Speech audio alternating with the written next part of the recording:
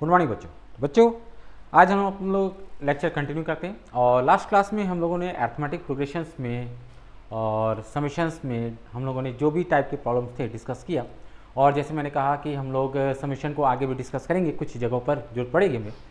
सो आज हम लोग यहाँ सीरीज में एक नया टॉपिक स्टार्ट करने जा रहे हैं, ज्योमेट्रिक प्रोग्रेशन। ये भी काफ़ी इंपॉर्टेंट है क्योंकि यहाँ पर आप देखोगे कि बहुत सारे ऐसे क्वेश्चन होंगे जो मिक्स होते हैं जीपी और एपी के लिए, है ना। तो सबसे पहले देखते हैं कि ज्योमेट्रिक प्रोग्रेशन किस टाइप का प्रोग्रेशन है। तो जैसे हम लोगों ने अरिथमेटिक प्रोग्रेशन में डिस्कस किया था कि अगर दो कॉन्जिक्यूटिव टर्म का डिफरेंस अगर कांस्टेंट है तो वो हम लोग का अरिथमेटिक प्रोग्रेशन कहलाता है। अगर हम ज्योमेट्रिक प्रोग्रेशंस की बात करते हैं बच्चों, तो यहाँ पर हम बात करेंगे कि अगर हमारे पास कॉन्जिक्यूटिव टर्म्स इस तरीके से रहे कि उनका रेशियो कांस्टेंट हो जाए तो वो बन जाएगा हमारा ज्योमेट्रिक प्रोग्रेशन। यानी कि हम कुछ इस तरह से इसको डिफाइन करते हैं कि if A1 A2 A3 AN are in GP,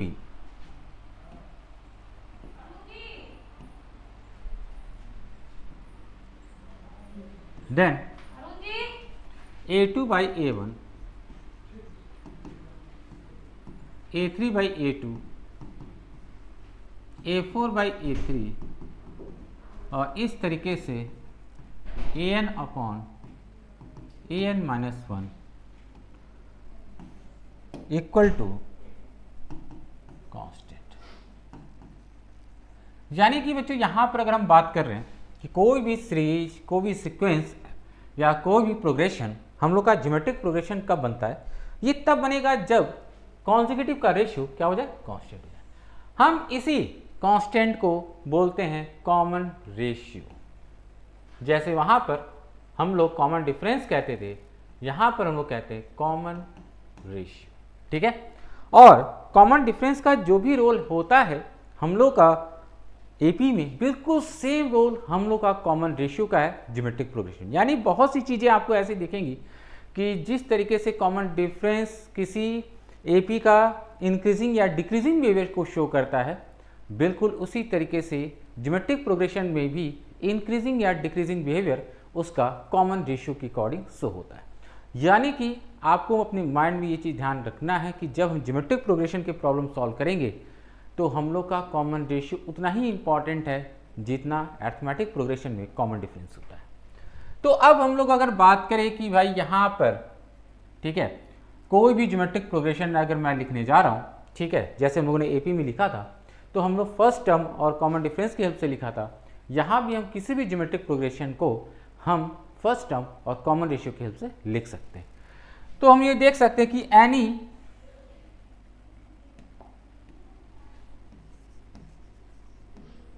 any GP can be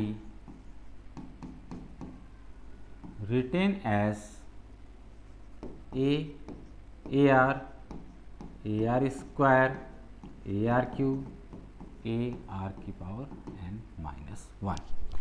तो बच्चों आप देखोगे कि यहाँ भी एक कुछ पैटर्न एग्जिस्ट कर रहा है।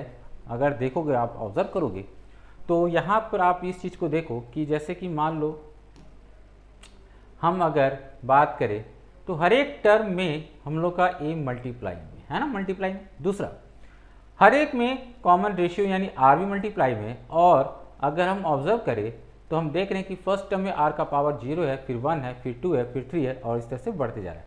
यानी कि यहाँ भी अगर देखना चाहो तो कोई भी अगर टर्म आपको फाइंड आउट करना है तो बहुत आसानी से आप फाइंड आउट कर सकते हो। जैसे मैं आपसे कहा गया कि 10th टर्म निकालो, तो कुछ भी नहीं करना है। 10th टर्म के लिए पहला तो आप ए रखोगे, ठीक है। दूसरा, आर का पावर क्या होगा, कुछ नहीं करना है, जो भी प्लेस वैल्यू है उसमें 1 माइनस कर दो, ठीक है। यानी कि आपका आर जो होगा उसका पावर हो जाएगा 9। ये बन जाएगा हम लोग का 10th टर्म। तो बहुत ही सिंपल है, आप आराम से इस तरीके से जीपी में किसी भी टर्म को इवेल्युएट कर सकते हो।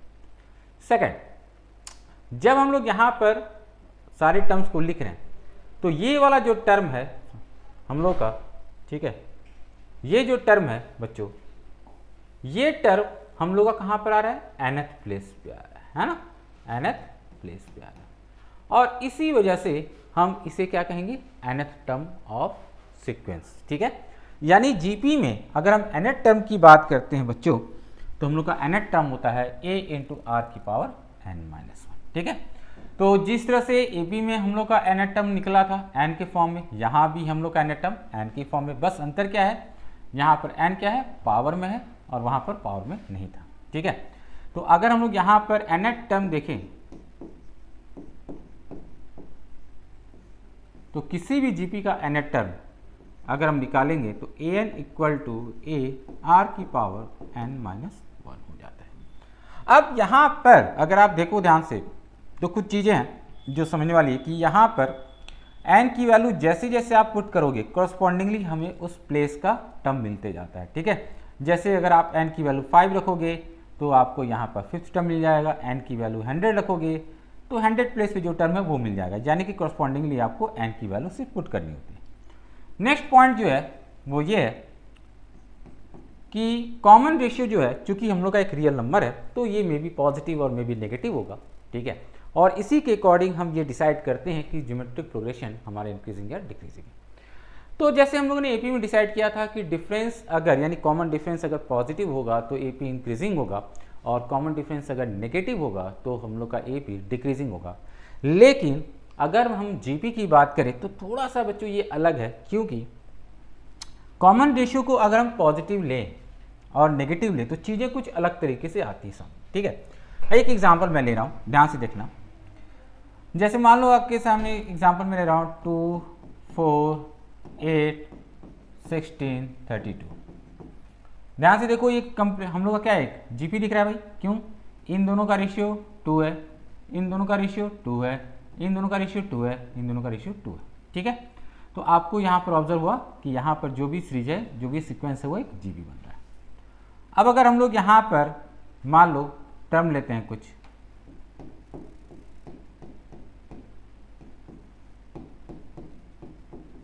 जैसा, ठीक है, ध्यान से देखना, इनका कॉमन रेशियो -2, इनका कॉमन रेशियो -2, इनका कॉमन रेशियो -2, इनका कॉमन रेशियो -2। तो आप यहाँ पर ऑब्जर्व करोगे कि यहाँ पर जो कॉमन रेशियो वो नेगेटिव है और यहाँ पे जो कॉमन रेशियो वो पॉजिटिव है।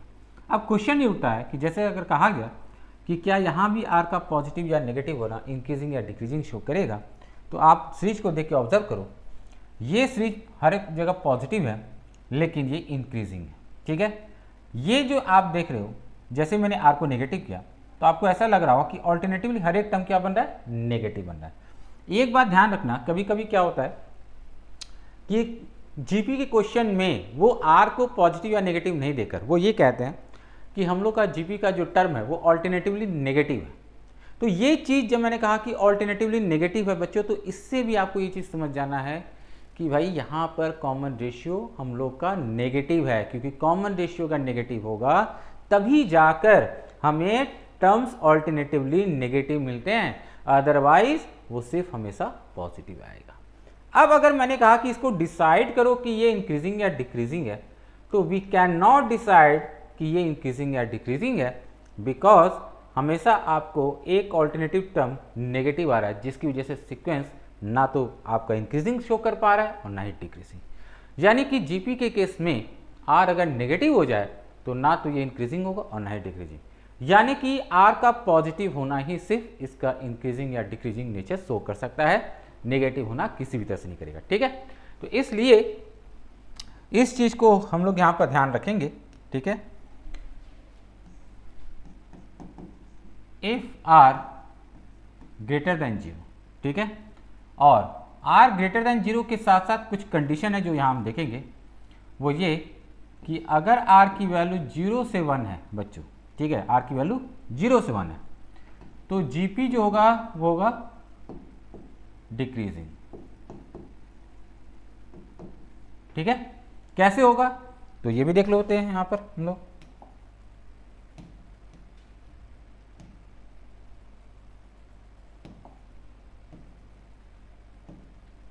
जैसे यहां पर देखो 1, 1/2, 1/4, 1/8, 1/16, दिस वन। अगर आप कॉमन रेशियो निकालोगे तो यहाँ पर आएगा 1/2, यहाँ भी क्या आएगा 1/2, यहाँ भी क्या आएगा 1/2। और आपको ये जो सीक्वेंस या सीरीज है वो कैसा लग रहा है, देखो ध्यान से। अगर हम ध्यान से ऑब्जर्व करें तो ये हम लोग को डिक्रीज करता हुआ दिख रहा है, क्योंकि ये 1/2, 1/4, 1/8, 1/16, यानी डिनोमिनेटर क्या हो रहा है, बड़ा होते जा रहा है, और डिनोमिनेटर बड़ा होने की वजह से क्या हो रहा है, ये डिक्रीज कर रहा है ना। तो इसलिए ये क्या है, ये डिक्रीजिंग है।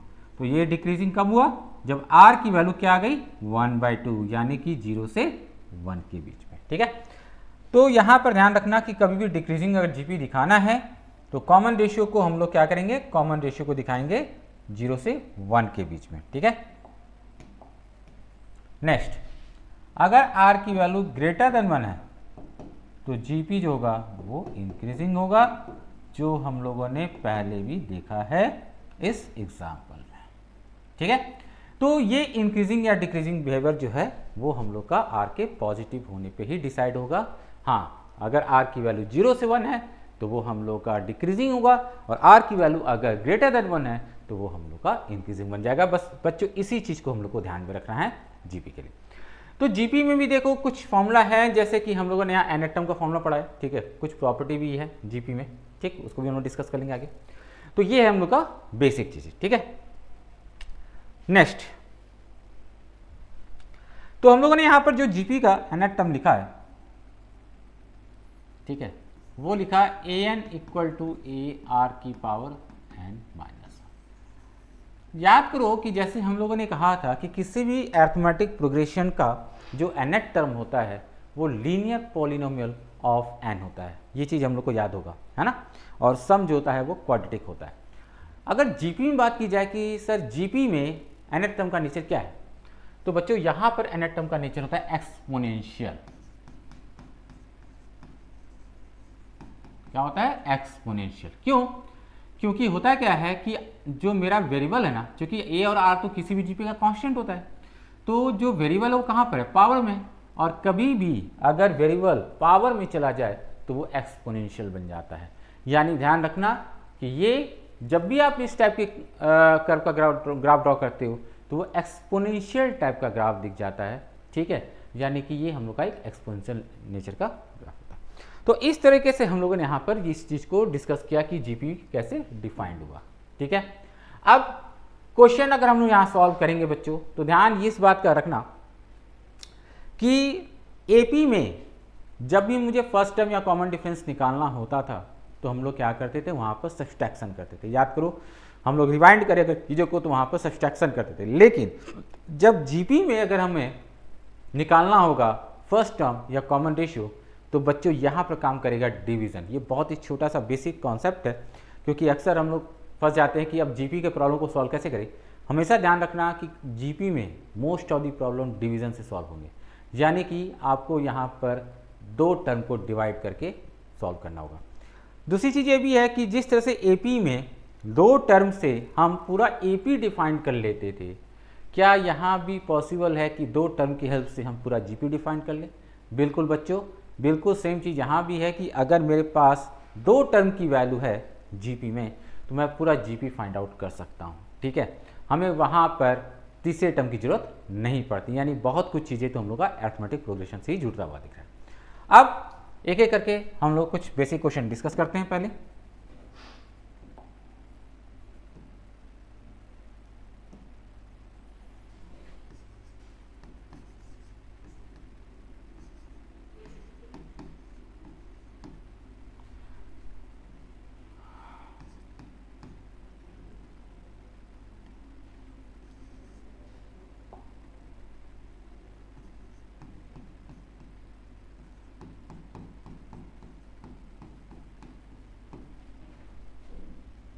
मान लो एक जीपीसी हमारे पास है,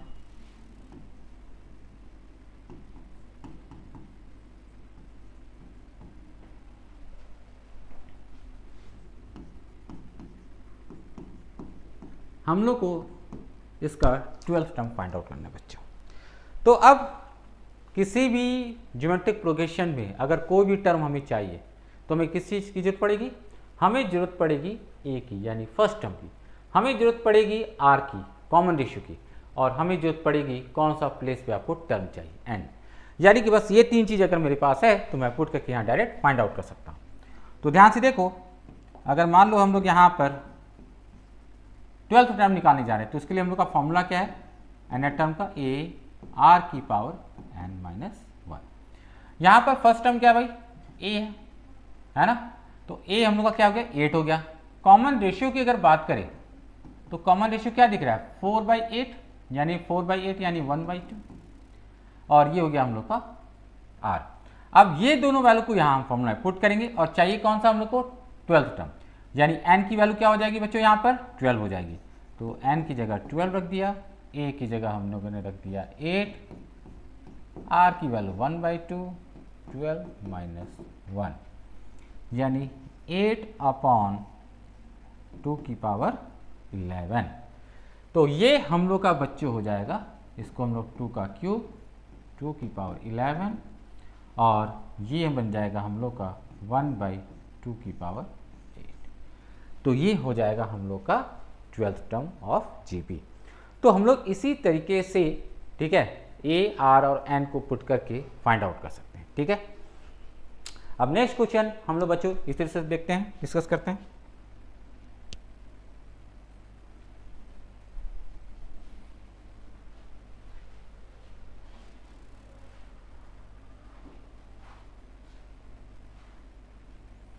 जैसे देखो नेक्स्ट क्वेश्चन है,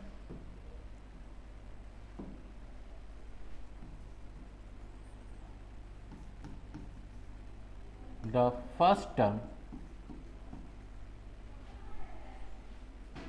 of a GP is 1, the sum of the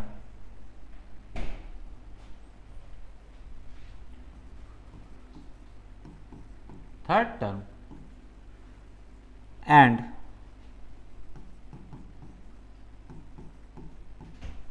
fifth term is 90, find the common ratio। तो बच्चों ये है हम लोग का नेक्स्ट क्वेश्चन। हम लोग यहाँ पर क्या क्या दिया हुआ ध्यान से देखते जाते हैं। हम लोग को दिया गया फर्स्ट टर्म, फर्स्ट टर्म की वैल्यू क्या है 1, तो बस लिखते जाते हैं, यानी a की वैल्यू क्या होगी 1। उसके बाद हम लोग को दिया गया है कि sum of third term and fifth term 90 है भाई, तो थर्ड टर्म यानी a3 प्लस a5 90, और हम लोग को कॉमन रेशियो निकालना है, कुछ भी नहीं करना है, a3 और a5 है ना। तो a3 को क्या लिखेंगे हम लोग ar स्क्वायर, a5 को क्या लिखेंगे ar की पावर 4 90। अब a की वैल्यू यहाँ पुट कर दो, तो ये r की power 4 plus r square equal to 90 हो गया। अब हमें इसे सॉल्व करना है, ठीक है बच्चों। देखो सॉल्व करना बहुत ही आसान है, बस इसको हम लोग को फैक्टराइज करना होगा, ठीक है। तो आपको ये क्लियर दिख रहा होगा कि ये आर स्क्वायर का क्वाड्रेटिक है, तो मैं यहाँ पर आर स्क्वायर को क्वाड्रेटिक मान के फैक्टराइज कर रहा हूँ। ध्यान से देखो, ये हो जाएगा 10r square minus 9r square minus 90 equal to 0। अब इसको सिंप्लीफाई करते हैं, तो ये हम लोग का जो फैक्टराइज होगा वो आर स्क्वायर प्लस 10 और R square minus 9 equal to 0। अब यहाँ से r की दो वैल्यू आएगी, ठीक है। अच्छा आर स्क्वायर प्लस 10 0 नहीं हो सकता है बच्चों, क्योंकि पॉजिटिव नंबर है, तो आर स्क्वायर माइनस 9 ही 0 होगा, और आर स्क्वायर अगर 9 है तो r की एक वैल्यू 3 होगी और एक वैल्यू माइनस 3 होगी, ठीक है। तो ये हम लोग को मिल गया दो पॉसिबल वैल्यू ऑफ r। अब कभी कभी ऐसा भी हो सकता है कि आपको यहाँ दिया जाएगा बच्चों कि हम लोग का जो जीपी है वो डिक्रीजिंग नेचर का है, तो r की वैल्यू क्या होगी। तो सबसे पहले हमें ये देखना है कि अगर हम लोग r की वैल्यू निकाल रहे हैं, तो अगर हमें r की वैल्यू नेगेटिव मिल जाए, तो होता क्या था कि एपी में हम लोग डिसाइड करते थे कि भाई d नेगेटिव है तो हम लोग का डिक्रीजिंग। लेकिन यहाँ पर वो काम मत करना कि r अगर नेगेटिव हो जाए तो उसको आप इंक्रीजिंग या डिक्रीजिंग नहीं कह सकते। इसका मतलब अगर मान लो कि r यहाँ नेगेटिव है, तो ये ध्यान रखना कि अगर r नेगेटिव आया तो ये ना तो कभी इंक्रीजिंग बनेगा और ना ही कभी डिक्रीजिंग बनेगा, यानी r की वैल्यू 3 के लिए ही हम लोग का इंक्रीजिंग या डिक्रीजिंग हो सकता है, ठीक है। तो अगर मान लो यहाँ पर दे दिया जाए कि हम लोग का जीपी सीरीज इज इंक्रीजिंग, तो हमें सिर्फ और सिर्फ आर की वैल्यू क्या लेनी है, 3 लेनी है। ठीक है, हम आर की वैल्यू -3 नहीं लेंगे, क्योंकि -3 अगर लेंगे तो सीरीज ना तो इंक्रीजिंग होगा ना ही डिक्रीजिंग होगा। ये छोटा सा चीज़ है जो हम लोग को ध्यान रखना है जब भी आपको आर को डिसाइड करना होगा। ठीक है, तो इस तरीके से हम लोग यहाँ पर बिल्कुल सिमिलर वे से प्रॉब्लम को सॉल्व करते हैं। ठीक है, अब हम लोग आते हैं बच्चों नेक्स्ट क्वेश्चन में।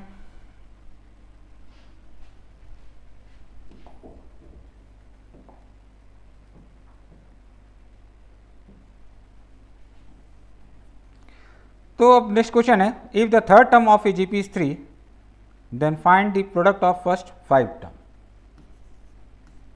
If the third term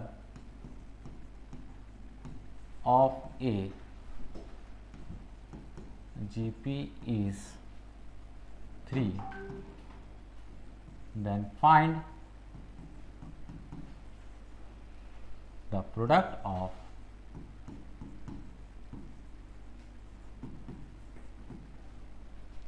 first 5 term।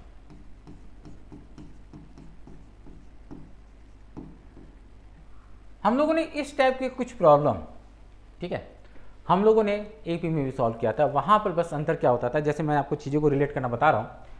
AP में क्या होता था कि हमें टर्म का सम दिया जाता था, जैसे 4, 5, 10 टर्म का सम दिया जाता था, और हम लोग को कोई पर्टिकुलर टर्म कैलकुलेट करना होता था, या कोई पर्टिकुलर टर्म की वैल्यू दी जाती थी और आपको 5 या 6 या 7 टर्म का सम पूछा जाता था। यहाँ पर जीपी में क्या होगा, आपको सम नहीं दिया जाएगा, आपको दिया जाएगा प्रोडक्ट। यानी कि आप समझ जाओ, एपी में जो सम का काम करता था वो यहाँ पर प्रोडक्ट वाला काम होगा। एपी में जो सब्सट्रैक्शन का काम होता था बच्चों, यहाँ पर होगा डिवीजन वाला काम। मतलब यहाँ पर डिवीजन से चीज़ें हम सॉल्व करेंगे। ठीक है, तो अगर हमसे पूछा गया कि फर्स्ट 5 टर्म का प्रोडक्ट क्या होगा और मेरे पास क्या है थर्ड टर्म, ठीक है, तो इस प्रॉब्लम को जब मैं सॉल्व करूँगा तो मेरे माइंड में बस एपी का ही प्रॉब्लम है कि भाई वहाँ पर सम जब हम लेते थे तो हम लोग क्या करते थे, उन सारे सम को सिंगल टर्म में रिप्रेजेंट करते थे। बिल्कुल वही काम यहाँ भी करेंगे। हम लोग क्या करेंगे, जैसे मेरे पास है थर्ड टर्म, तो थर्ड टर्म यानी A3 और ये होगा AR²।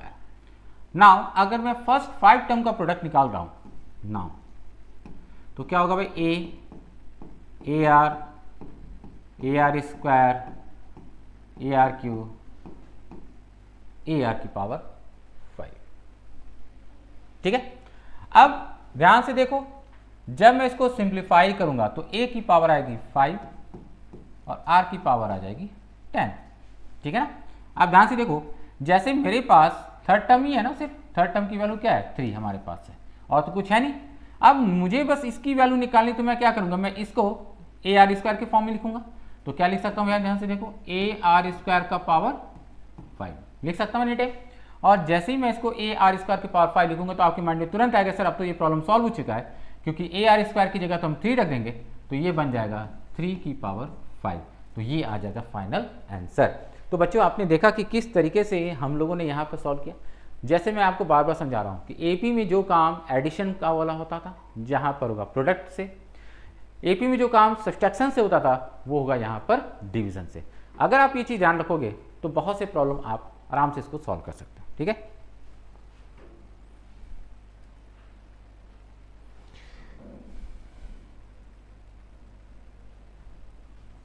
चलो अब एक और क्वेश्चन हम लोग डिस्कस करते हैं। बिल्कुल देखो, मैं जितना भी क्वेश्चन यहाँ डिस्कस कर रहा हूँ बिल्कुल आपको एपी में इसी टाइप के क्वेश्चन मिले होंगे। ठीक है, तो आप ये मत सोचना कि यहाँ पर कुछ अलग टाइप का क्वेश्चन हुआ क्या। अब जैसे देखो, एपी में हम लोग 2 टर्म की वैल्यू दी जाती थी और कॉमन डिफरेंस या फर्स्ट टर्म पूछा जाता था। यहाँ भी कुछ एक ऐसा ही क्वेश्चन है, देखो,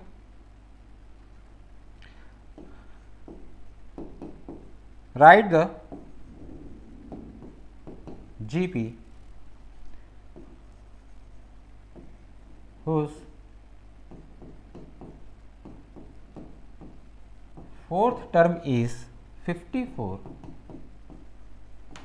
and seventh term is 1458। हमें एक जीपी लिखना है जिसका फोर्थ टर्म है 54 और सेवेंथ टर्म है 1458।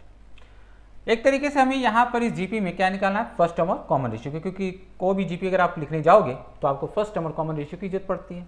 तो अब यहाँ पर बच्चों हम लोग क्या करेंगे, हम लोग यहाँ पर फर्स्ट टर्म और कॉमन रेशियो के लिए निकालेंगे। तो हमारे पास क्या है, A4, तो A4 की वैल्यू है 54 और A7 की वैल्यू है 1458। ठीक है, आप ध्यान से देखना, A4 को क्या लिख सकते हैं, ARQ, और A7 को AR⁻6। कुछ नहीं करना है भाई, जैसे मैंने कहा कि कॉमन रेशियो या फर्स्ट टर्म निकालने के लिए हमें डिवीजन करना है, दोनों को डिवाइड करो। जैसे ही दोनों को डिवाइड करेंगे तो ध्यान से देखना, चीज़ें अपने आप सिंपल हो जाएंगी और आपको कॉमन रेशियो आ जाएगा। यानी अगर आप डिवाइड करते हो तो आपको कॉमन रेशियो की वैल्यू मिल जाती है। ठीक है, तो ध्यान से देखिए, ये हम लोग का कैंसिल आउट हो गया और ये R³ हो गया। अब अगर हम लोग यहाँ पर R³ को सॉल्व करते हैं, ठीक है, तो यहाँ पर हम लोग का R³ जो आएगा बच्चों, मैं एक मिनट बता दे रहा हूँ,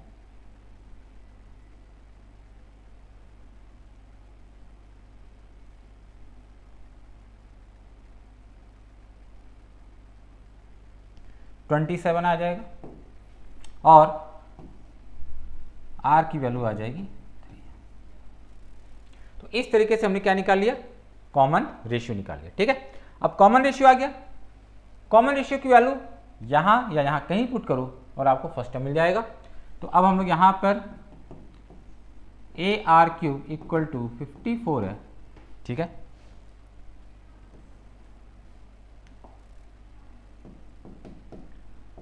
R की वैल्यू हमने R³ की वैल्यू रख दिया 27, तो A की वैल्यू आ जाएगी 2। ठीक है, और अगर हमें A मिल गया, R मिल गया, तो मैं यहाँ पर कोई भी ज्योमेट्रिक प्रोग्रेशन आराम से लिख सकता हूँ। तो GP जो होगा बच्चों वो यहाँ हम लोग का कुछ इस तरह से होगा, A हो गया हम लोग का 2, तो AR हो गया 6, ठीक है, फिर 18, 54, इस तरह से हम लोग का GPC। तो देखो बच्चों, हम लोगों ने इस तरीके से यहाँ पर चीज़ों को सिंप्लीफाई किया। ठीक है, एनेटम से जुड़ा बहुत कुछ चीज़ें आपको AP की तरह मिल रही होंगी कि हम लोग यहाँ पर AP की तरह हर चीज़ को सॉल्व कर रहे हैं। ठीक है, डिवीज़न और एडिशन को लेकर। ठीक, तो बस ध्यान क्या रखना है कि हम लोगों ने जो काम वहाँ पर किया था एडिशन से, वो यहाँ पर मल्टीप्लिकेशन से होगा, और जो हम लोगों ने किया था सब्सट्रैक्शन से, वो यहाँ डिवीज़न से होगा। तो मल्टीप्लिकेशन और डिवीज़न में बस इसी में आपको ध्यान रखना है और कुछ खास नहीं है।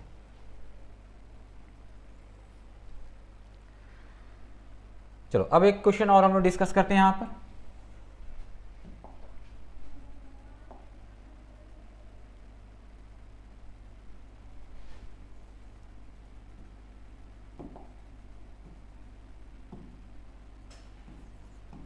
देखो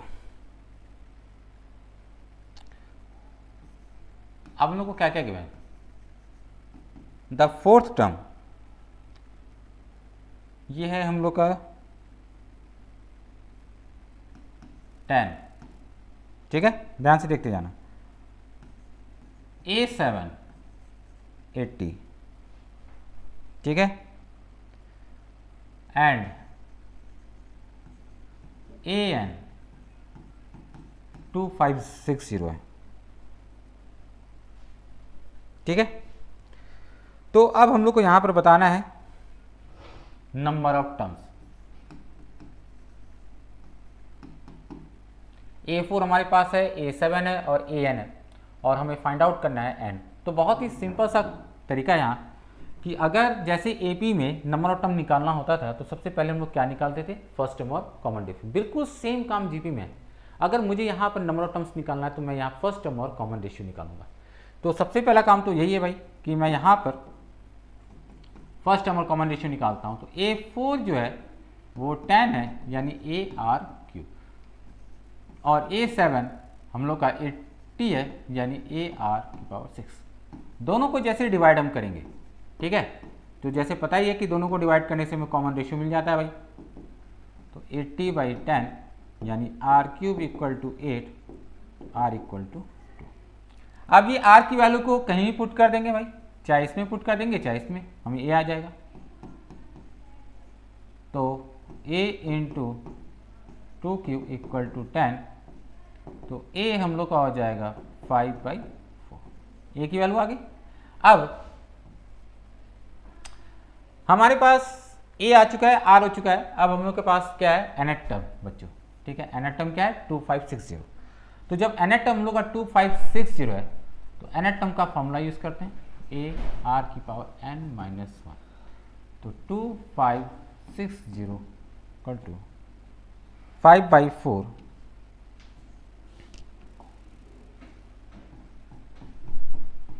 इंटू 2 की पावर n माइनस 1। हमें इसे सॉल्व करना है बच्चों, और सॉल्व करने के बाद हम लोग को यहाँ पर फाइंड आउट करना है। तो हम लोग अगर देखेंगे तो ये 2 की पावर n माइनस 1 जो है बच्चों, ये हम लोग का कुछ बन जाएगा 2560 इंटू 4/5।